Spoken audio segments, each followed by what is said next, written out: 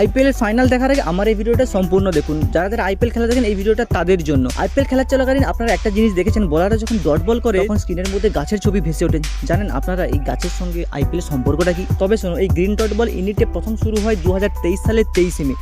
Chennai super Kings বনাম গুজরাট টাইটান্সের সাথে একটা প্লে অফের ফার্স্ট ম্যাচ ছিল।